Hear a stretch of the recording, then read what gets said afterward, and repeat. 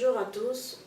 Aujourd'hui, nous sommes à notre émission de femmes chrétiennes d'influence et nous avons pour invité Madame Kwame Zitane, avec qui nous allons parler de mariage. Alors bonjour Madame Kwame. Bonjour. Vous allez bien? Oui, je vais très bien. D'accord. Alors nous allons débattre le problème de mariage puisque vous êtes femme au foyer, femme mariée, épouse et tout.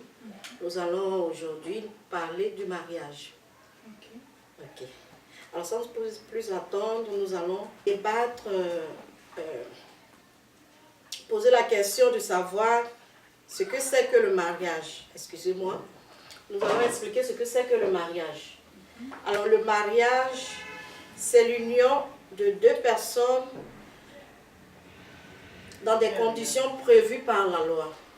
Ça, c'est ce que le dictionnaire nous dit comme explication, définition et tout. Alors, la question qui me revient tout de suite, Madame Kwame, se marier apporte quoi exactement? Tout le monde aspire au mariage et tout. Alors, selon vous, qu'est-ce que le mariage apporte? Se marier, qu'est-ce que ça apporte? Ok, merci. D'abord, je rends grâce à Dieu pour cette émission. Amen. Qui permet à chacun d'entre nous d'avoir notion de ce que c'est que le mariage. Voilà, on a plus ou moins eu beaucoup de débats et beaucoup de thèmes concernant le mariage qui ont été traités. Mais je rends grâce au Seigneur et c'est toujours un plaisir de parler de ces choses-là qui véritablement, aujourd'hui, dans notre société actuelle, fait un peu mouche, je pourrais le dire. Et la question, c'est se marier. Oui. Voilà, qu'est-ce que ça apporte de plus? Tout à fait.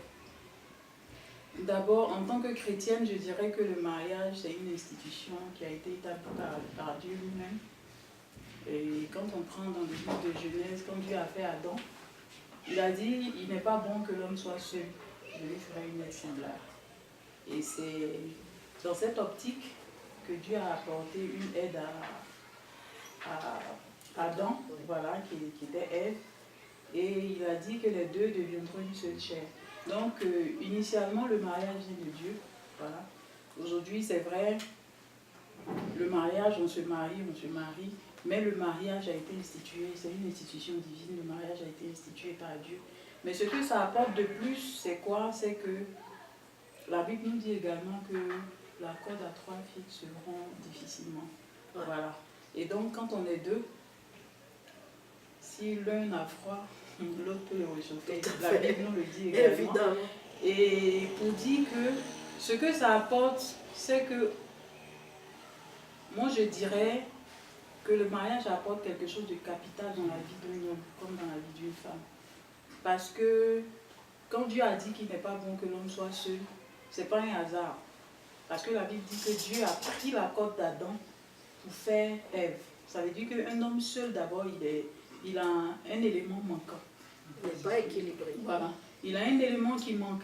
Et c'est quand tu trouves cette corde, cette aide, qui fait de toi un homme complet. Donc, je dirais que le mariage apporte une complémentarité à la vie d'un homme. D'accord. Merci pour cette réponse.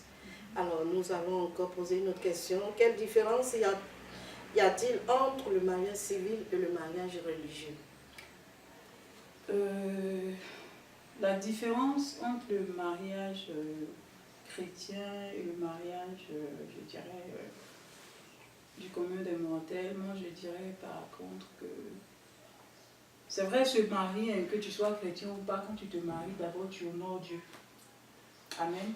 Tu honores Dieu dans la mesure où le mariage à l'origine a été institué par Dieu. Donc quand on se marie, initialement, on honore Dieu au travers du mariage. Comment? On honore Dieu parce que c'est une institution, même quand tu ne connais pas le Seigneur, c'est une institution qui vient de lui. C'est lui qui a dit qu'il n'est pas bon que l'homme soit seul. Et ça rejoint un peu la première question que vous avez posée parce que un homme seul, il a un élément qui lui manque en fait. Et puisque Dieu a créé l'homme comme ça, que tu sois chrétien ou pas, tu vas aspirer au mariage à un moment donné de ta vie. Ouais. Voilà. Donc, la question, vous avez dit, comment je dirais déjà, quelle différence quelle différence entre le mariage? La différence, c'est quoi? La différence, c'est qu'un chrétien ne se marie pas comme ça. Un chrétien, avant de se marier, il prend la décision de demander au Seigneur avant de s'engager dans le mariage. Pourquoi? Parce que la Bible nous recommande en tant que chrétiens de ne pas nous mettre sous un joug étranger avec un infidèle. Pourquoi? Parce que le mariage, quand on se marie, on ne divorce pas. Ouais.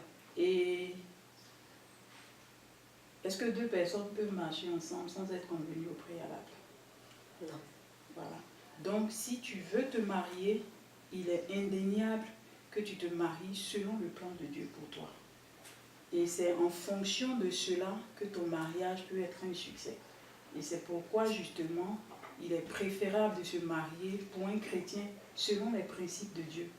Et c'est ce que Abraham a fait. Si on voit dans le livre excusez-moi, je cherche rapidement.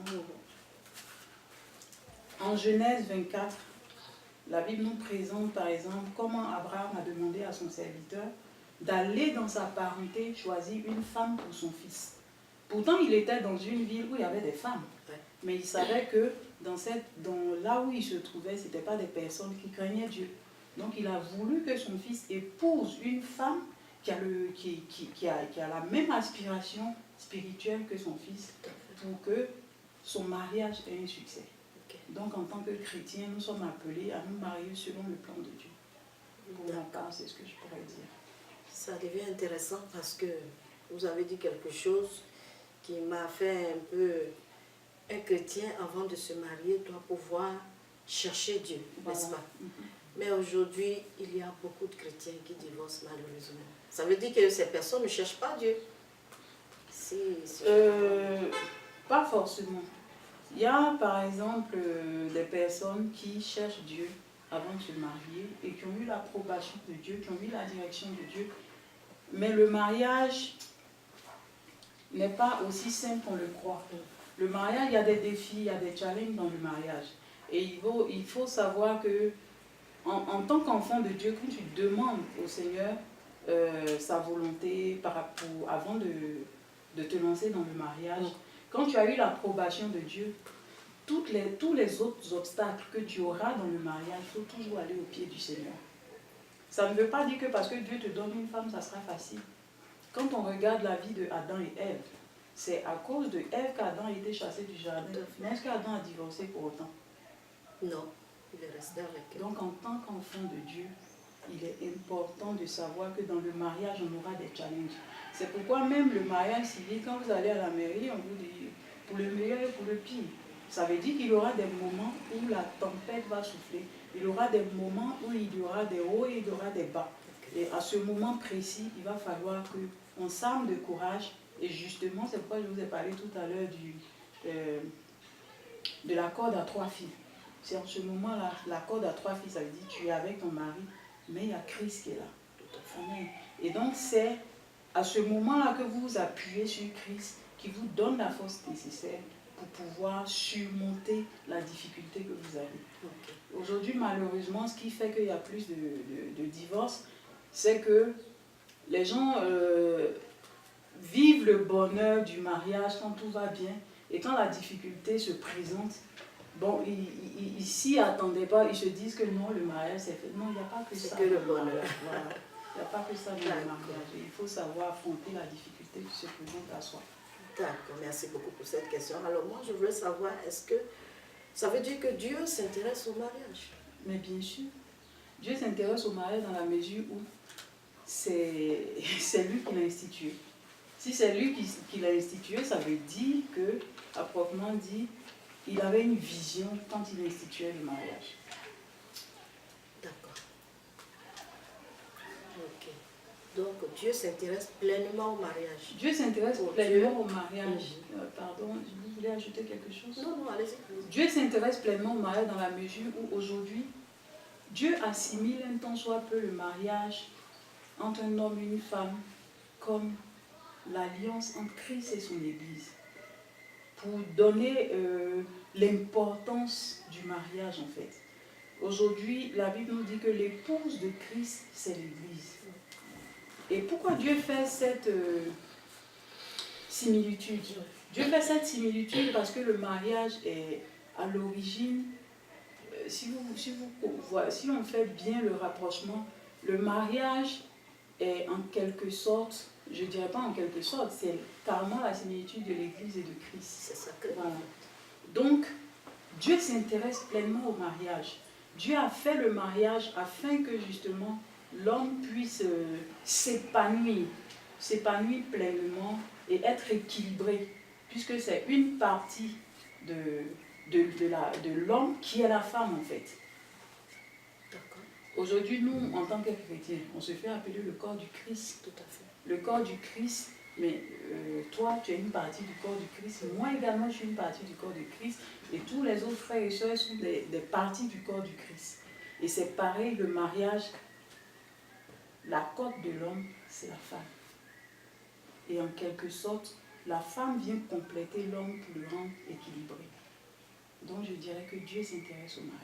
Alors, si la femme doit compléter l'homme pour l'équilibrer, ça veut dire que tout tourne autour de l'homme. Il n'y a rien pour la femme. On doit, c'est-à-dire que dans le mariage, on doit faire le bonheur de l'homme. C'est ce que si je comprends bien. La Bible nous dit en tant que femme... Je pensais qu'on devait équilibrer la tendance et tout. La Bible nous dit que la femme doit faire du bien à son mari tous les jours de sa vie. Ils sont gâtés, hein, les hommes. Tous les jours de sa vie. Ça, c'est ce que la Bible nous dit. Non, ça ne veut pas dire que la femme est en reste. Mais la femme Dieu demande à l'homme d'aimer sa femme. Aimer, c'est-à-dire la chérie. Aimer quelqu'un, c'est quoi? C'est en quelque sorte lui donner tout ce qu'on a de meilleur. Donc la femme n'est pas en reste en fait. La femme n'est pas en reste dans la mesure où quand l'homme lui donne tout cet amour-là, c'est parce que la femme reçoit beaucoup que Dieu demande à la femme de faire du bien à son mari tous les jours de sa vie. Et le mariage, il suffit que les deux protagonistes puissent comprendre le rôle exact qui leur est assigné afin que le mariage soit un jardin d'Éden. Mais ça dépend de chacun de nous et ça dépend. C'est pourquoi, justement, il faut avoir la base, cette base. C'est-à-dire, quand tu prends un médicament, quand un médecin te prescrit un médicament, avant de prendre, tu regardes quand même la notice, les effets indésirables et tout. Celui qui a institué le mariage, ce n'est pas un homme, c'est Dieu. Et en toutes circonstances, il faut aller au pied du Seigneur pour lui demander, mais cette étape-là, comment est-ce qu'on l'aborde? Et c'est en fonction de ça que vous avez l'équipement nécessaire pour aller de l'avant. Voilà. D'accord. Vraiment, je vous remercie. Alors, je voulais poser aussi le problème de la solitude. Parce qu'il y a des personnes qui, même étant mariées, se sentent seules. Alors moi, je veux savoir, est-ce que c'est possible d'être seule étant mariée ou bien c'est seulement dans le célibat qu'on se sent seul? On peut se sentir seul étant marié si dans le mariage, justement, je me suis mariée pas pour les raisons que le Seigneur, si vous voulez, qui constitue le mariage. Si le mariage en tant qu'institution divine, comme je viens de le dire au préalable, si on se marie comme on le dit, je viens de le définir là, on ne peut pas se sentir seul. Pourquoi? Parce que justement, on ne se marie pas pour une raison quelconque. Aujourd'hui, il y a plusieurs, je dirais, il y a plusieurs façons de se marier. Il y a des gens qui se marient juste parce que les autres se marient. Et si tu te maries parce que les autres se sont mariés, mais parce que ton âge avance, à un moment donné, tu vas te sentir seul. Ouais. Tu vas te sentir seul parce que tu ne t'es pas marié pour les vraies raisons, ni pour la motivation qui va avec. On ne se marie pas parce qu'on a 40 ans, on ne se marie pas parce qu'on veut faire des enfants, on ne se marie pas parce que, voilà, je n'ai pas les moyens, donc je veux me trouver un homme, voilà. Alors, Madame Kwame, pourquoi est-ce que vous êtes mariée? Moi, je me suis mariée, justement. Je ne dirais pas que je me suis mariée parce que c'est la tendance, non. Je me suis mariée, justement, parce que je sais que c'était l'homme que le Seigneur avait prévu pour moi. Vous étiez jeune à l'époque, quand même. Oh, je n'étais pas aussi jeune, c'est vrai, je l'ai connu, on s'est connus jeunes, voilà. Et je dirais que, au préambule, c'est une parenthèse que je fais. Moi, je ne connaissais pas le Seigneur quand j'ai connu mon mari. Mais c'est lui qui m'a envoyé au Seigneur. Et c'est pas... C'est vrai que c'était pas dans... Quand je suis arrivée à l'église, justement, j'ai cherché la face du Seigneur. Parce que le plus important pour moi, d'abord, c'était pas le mariage à l'époque. Le plus important, c'était de rencontrer Christ et puis de connaître Christ. Voilà, c'était ça qui était ma motivation. Donc, j'ai cherché le Seigneur et c'est quand je me suis véritablement connectée à Dieu que j'ai compris. Et c'est en cherchant Dieu que Dieu m'a confirmé effectivement que cet homme était mon mari. Voilà. Sinon, il fut un temps où, quand je me suis vraiment incorporée, je dirais, dans la vie chrétienne, et ben, on s'est séparés un temps parce que ce que je voulais, c'était d'abord Christ. Alors, ça veut dire que le mariage, peut changer la vision d'un homme. Justement. Le mariage peut changer la vision d'un homme dans la mesure où... je termine, je veux dire, changer la vision, qu'est-ce que je veux dire? Je veux dire, bon, en dehors de, quand vous vous mariez, vous avez un compte commun, vous avez ouvert un livret de famille, vous avez un compte, les impôts et tout ça, mais au quotidien, dans le cœur, est-ce que ça change quoi? Dans le cœur. En dehors des formalités, livret de famille. En dehors de tout ce qu'on peut voir d'extérieur et tout.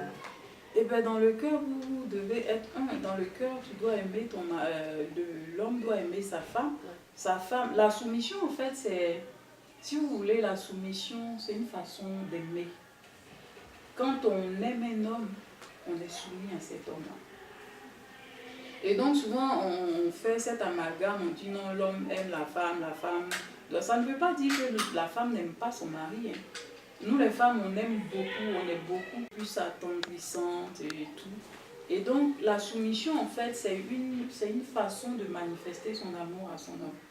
Je veux savoir comment est-ce que vous manifestez votre amour à M. Kwame, si je ne suis pas indiscrète. Il y a toujours ce petit truc, ce piment qui donne envie de rester jusqu'à 80 ans, pourquoi pas plus. Ben, c'est la seule chose qui nous a maintenus jusque-là, c'est Christ. Wow. C'est Christ. J'ai pas de secret particulier. La seule chose qui nous a maintenus, comme je vous l'ai dit, quand il m'a fait découvrir le Seigneur, mon premier amour s'est porté vers Christ. Et donc, c'est vrai, on s'est un peu embrouillé parce que moi, ce qui était prioritaire pour moi, c'était Jésus. Mais le Seigneur est fidèle. C'est cet homme-là qui m'a fait découvrir Dieu. Et Dieu m'a fait comprendre que c'est lui que j'ai prévu pour toi. Même si tu estimes que maintenant, ce n'est pas la priorité, mais c'est lui ton homme. Et autant marqué, je ferai les choses comme il se doit. Et autant marqué, on s'est séparés pendant 4 ans. Et autant marqué, le Seigneur l'a ramené. Et on s'est mariés. Et je dirais que Dieu, c'est un Dieu fidèle. Et jusqu'aujourd'hui, le 11 avril prochain, on va fêter 10 ans de mariage. Je dirais que c'est Christ qui nous a maintenus. Il y a eu des moments difficiles, il y a eu des moments joyeux. Mais notre seul secret, c'est Jésus. C'est vraiment intéressant. Ça veut dire qu'avec Jésus, tout est possible, même dans le mariage. D'accord. Alors, dites-moi, Madame Kwame, est-ce que se marier, c'est fuir certaines facilités? Parce que d'autant disent, oui, je veux me marier pour me caser, et puis bon, je n'aurai plus de problème, je souffre et tout. Est-ce que pour vous, se marier, c'est quoi? je vais me répéter, se marier, c'est obéir à une institution divine d'abord. Et se marier ne va pas résoudre les problèmes que tu cherches à fuir. En fait, je veux dire quoi? Vous vous mariez pour vous mettre ensemble, pour bâtir quelque chose, ou bien Oui, bon, cachez dans le mariage pour pouvoir fuir les difficultés du célibat et tout. Bon, bon sur cet parce qu'il y a aspect-là, beaucoup qui le font. sur cet aspect-là, je vais rebondir dans le domaine chrétien. Bon, un enfant de Dieu se marie d'abord par obéissance à Dieu, pour honorer Dieu. Et en plus de cela, c'est parce que ils ont une vision commune, ils ont un appel, ils ont quelque chose qu'ils doivent faire en commun pour l'avancement du royaume de Dieu. Et quand Dieu t'appelle à te marier, par exemple, avec Fred et non pas Patrice, c'est parce que Dieu a un plan pour votre vie. Que ce soit avec vous, que ce soit avec vos enfants, que ce soit avec, je ne sais pas, vos arrière-petits-enfants. Dieu a un plan pour votre vie, pour votre couple. Et c'est en fonction de ce plan-là que Dieu vous met ensemble. Et c'est pourquoi, justement, avant de se marier, en tant qu'enfant de Dieu, il est important de poser les vraies questions au Seigneur. Parce que si on se marie mal et qu'on ne rentre pas dans le cadre que le Seigneur veut pour nous, on peut dévier par rapport au plan que le Seigneur a prévu pour nous. Ok, mais là, la question, je veux savoir, est-ce qu'il n'y aura pas de monotonie? C'est vrai, c'est Dieu, tout est centré sur Dieu, on va rester là, prier du matin aussi. Il y aura la monotonie et ça peut casser quand même beaucoup de choses dans le mariage. Est-ce qu'on ne pourrait pas ajouter beaucoup de choses, c'est-à-dire créer des entreprises ou bien... Mais bien sûr, quand je dis la vision, c'est pas seulement aller servir Dieu. Hein. La vision, c'est pas seulement genre ton mari va devenir pasteur ou toi tu vas devenir pasteur. Non. Quand je veux dire la vision, assurément ton mari est appelé à être un grand entrepreneur ou un médecin. Mais Dieu te met à côté parce que c'est toi qui pourras l'épauler comme il se doit pour qu'il puisse parvenir justement à ce à quoi Dieu l'appelle. C'est pas aujourd'hui les médecins, toutes ces personnes-là ne sont pas intelligentes de façon exceptionnelle au hasard. Puisqu'on dit derrière un grand homme, il y a toujours une grande dame. Voilà. Donc, cette intelligence-là leur vient de Dieu et justement Dieu... Parce qu'un homme qui se marie mal, qui n'a pas la femme qu'il lui faut, il est déséquilibré. Par exemple, je prends un exemple banal.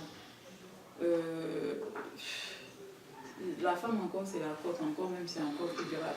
Imagine toi, tu portes deux chaussures et il y a un qui est plus petit que l'autre. Tu es déjà déstabilisé, tu es mal à l'aise. Mais imagine-toi, on te met quelque chose dans le corps qui n'est pas à sa place. Tu seras déstabilisé toute ta vie. Et c'est un peu comme ça le mariage quand on se marie mal. Quand on se marie mal, on a comme l'impression qu'on ne s'entend jamais. Voilà, on voit les choses différemment. Oui, ça peut arriver parce que justement, dans le mariage, quand vous vous rencontrez, quand vous vous mariez, c'est maintenant que les choses commencent, donc il y a un déséquilibre jusqu'à ce que le Seigneur vous oriente et vous rentrez dans un cadre. Mais si tu te maries mal, et bien là, c'est pas évident. D'accord. D'accord. En tout cas, merci pour cet élément de réponse. On va parler un peu des beaux-parents, la belle famille. Est-ce que vous voyez souvent les beaux-parents, ils aiment s'ingérer dans le couple et tout ça, mais une fois mariés, est-ce que ça change beaucoup de choses? Ça change les rapports avec les beaux-parents et tout? Une fois mariée, je dirais que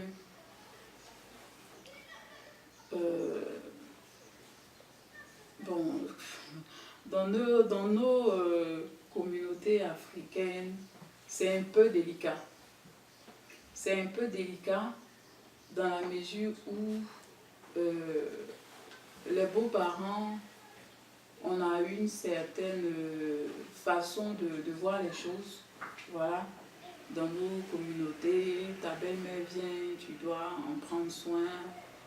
Mais si j'ai un conseil à donner, c'est que la belle famille, on doit quand même demeurer dans le respect avec la belle famille. Quels que soient les challenges que la belle famille peut nous imposer, quelles que soient les difficultés qu'on peut rencontrer avec la belle famille, on doit maintenir le respect. Pourquoi? Parce que, quoi qu'on dise, c'est leur fils ou c'est leur fille. Donc, il y a quand même cet aspect-là qu'il ne faut pas briser. D'accord. Ok. Alors, sur ce, on va faire une pause avec la musique de Jacques Rémy, vous le connaissez? Oui, je connais très voilà, bien. donc on reviendra encore vers vous et à tout à l'heure. Ô Seigneur, nul n'est grand comme toi. Il est le premier-né, le commencement et la fin de toutes choses. Il est le premier et le dernier. Il est l'homme parfait. Il est l'étoile brillante du matin. Il est la parole faite chair. Il est l'image du Dieu invisible. Toutes choses ont été créées par lui et pour lui. Il est avant toutes choses et toutes choses subsistent en lui. Il est l'alpha et l'oméga, méprisé et abandonné de tous. Homme de douleur, habitué à la souffrance. Il a porté nos souffrances, ô Seigneur.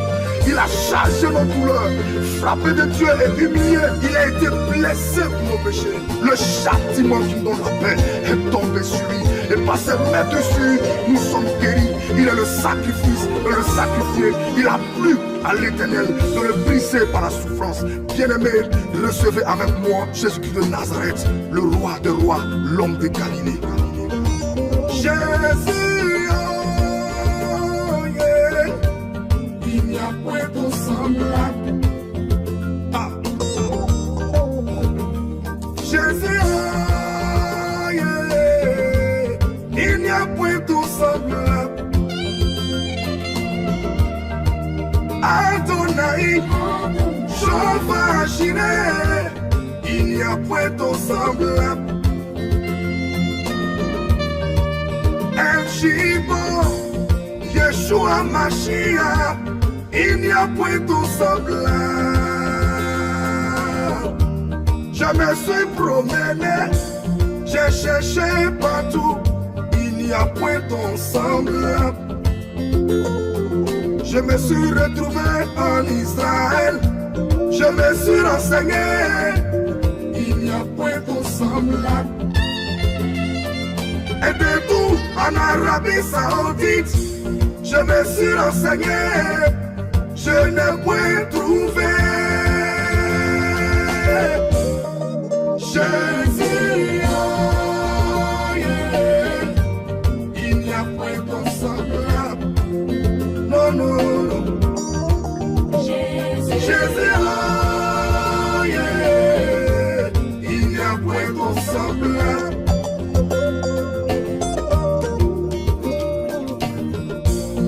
Même ta mort à la croix a donné la vie à des morts. Tu es JLVD.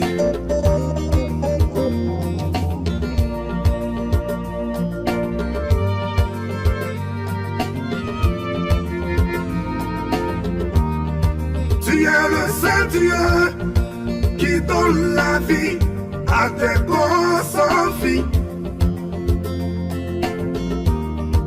Tu es le seul Dieu qui est la vérité et qui dit la vérité.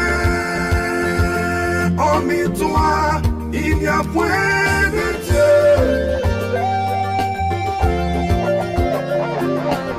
À la vérité, il n'y a point de Dieu sans toi. Tu es l'unique Dieu, tu es le seul vrai Dieu. Il est le seul Dieu grand et redoutable. Nul ne peut s'égaler à ce Dieu. Nul n'est grand comme ce Dieu. Il est le seul qui a vaincu le tombeau. Il est le véritable Dieu.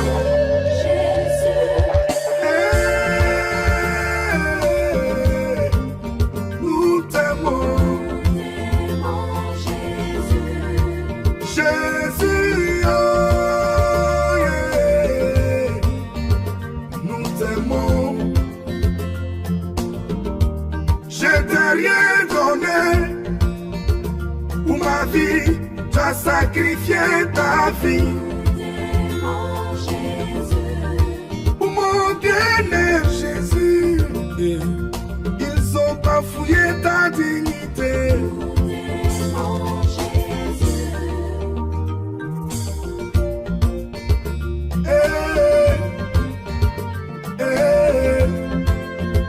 Oh Seigneur, merci.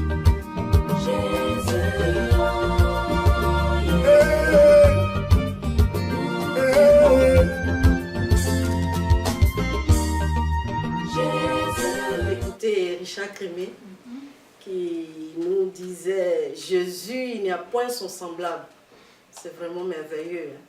Ça veut dire que toute la solution de ce monde, y compris le mariage ou tout autre, ça tourne autour de Jésus. Ouais. C'est vraiment merveilleux. Alors, d'accord. Alors, Madame Kwame, nous allons conclure. Mais avant, nous voulons que vous nous donniez des conseils. Quels conseils est-ce que vous pouvez donner aujourd'hui aux jeunes mariés, aux futurs mariés, pour qu'elles soient, ou du moins, ils soient vraiment stables dans leur foyer? Je vous remercie pour la question. Moi, je dirais que aujourd'hui, l'essentiel n'est pas de se marier.